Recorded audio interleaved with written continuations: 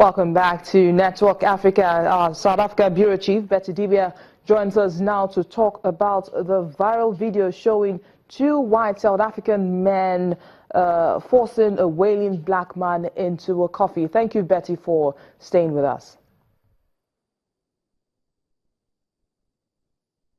Okay, we seem to have lost Betty, but let's move on now. The Governing Council of the International Criminal Court is meeting in The Hague today to look into the crisis challenging its authority from Africa.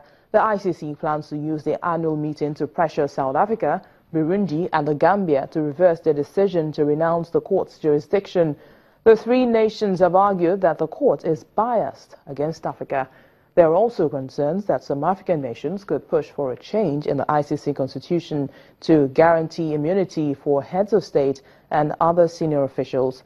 The court has indicted 39 people since it was set up in 2002, and all of them are Africans.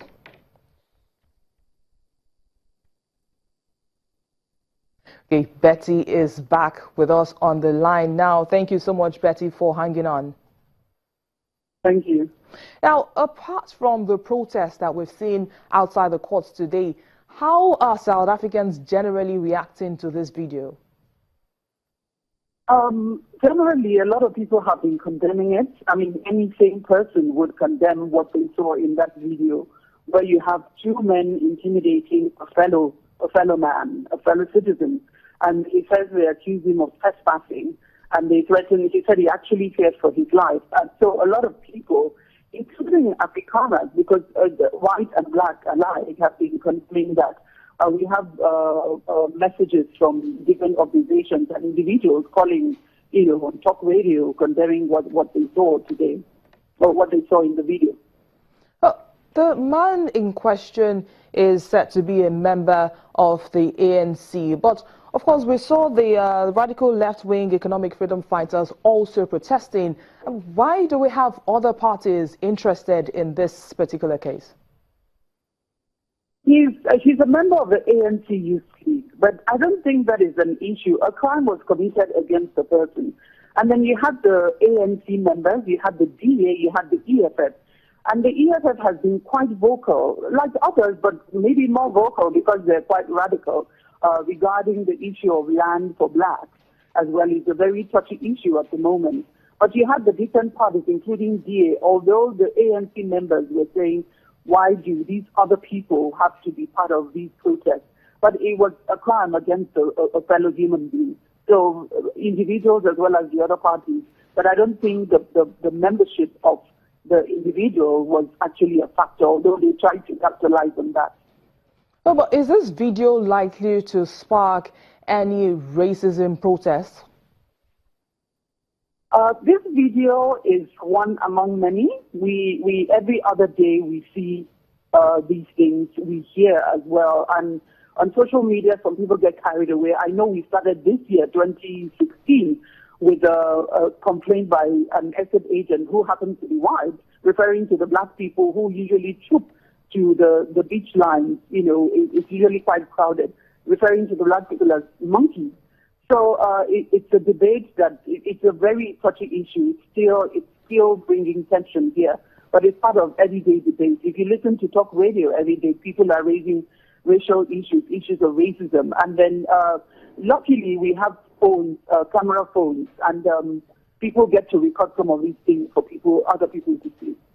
Well, you just talked about the fact that this is one of many videos, and of course it's been happening several times. But what is government doing to ensure that we bring this to a barest minimum, or even completely out of place? If you look at the history of South Africa, the way they got to the point where they are today, you know that racial issues will always crop up. So there's so many laws, apart from the issue about it being a crime and the courts dealing with it. There's so many laws, there's so many institutions as well. You have the South African Human Rights Commission, among many. And then you have different laws. At the moment, you have the National Action Plan Against Racism, Racial Discrimination and Xenophobia. You also have the bill, Prevention and Combating of Hate Crimes and hate speech, the bill, which is still in the works. So there's so it will be, I wouldn't want to say foolish, but it will be negligent to deny the fact that racism or racial issues will always be part of the country. So there's so many things in place to combat this. But humans being humans, sometimes it just takes one angry moment and people just let out their true colors. But it's an issue that is with the country at the moment, and it will take a long time to go away. So the man in question who's being harassed here, what is his condition like at the moment? I didn't hear that question. The man who was being assaulted by the two white men in that video, have you heard, do we know how he's faring at the moment? He was in court. He was quite shaken. He was visibly shaking, probably relieving the moment when he was being attacked, especially after seeing the two accused in court. I understand his mother was in court as well, and at a point she collapsed. I saw her being put into the emergency services vehicle, but he seemed quite visibly shaken, and he was able to answer a few questions before they rushed him away, where he said, "I actually feared for my life. They accused me of trespassing, and they attacked me. They chased me with two trucks, and when they got to me, they put me in a coffin," which was the part that we saw, where he actually thought he would die. So he was visibly shaken, and people could see that. All right, Channels TV South Africa Bureau Chief Betty Dibia, thank you for joining us on the program. Thank you. Now, Durban has hosted the first Essence Festival in Africa, an event that provides an opportunity to connect scattered populations of black people with similarities in music, fashion, artists, women, empowerment, and even business. Durban hosted the first ever Essence Festival to be held in Africa from November the 8th to the 13th. Organized by Essence magazine, the festival, which has been held almost every time in New Orleans, United States, for the last 22 years, drew visitors from all over Africa and the United States, including Hollywood celebrities like comedian and talk show host Steve Harvey, musicians Estelle and Kelly Price.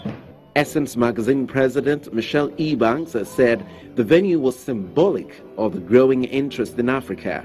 We want the international community to be exposed to the local artists here, to their phenomenal work, their creations.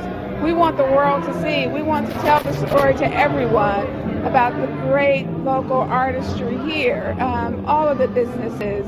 We really want to spread the word so that we can attract more customers and achieve more success. In addition to concerts, the Essence Festival is known for its empowerment seminars, which are free and open to ticket holders. Various events also showcased entrepreneurs and played a role in bridging the gap between Black America and Africa in terms of business and culture. Just an amazing experience to meet up others designers, African designers, sharing the same experiences, sharing the same problems, sharing the same difficulties, to think about how can we grow, how can we extend our brand to be like a most famous African brand like of tomorrow. Visitors also had a lot to learn, from culture to history. The US-based artists and business people who have attended Essence festivals many times before said that South Africa as a venue had enriched their experience. And that's our program today. Thank you so much for being a part of it. I am BC Adebayo.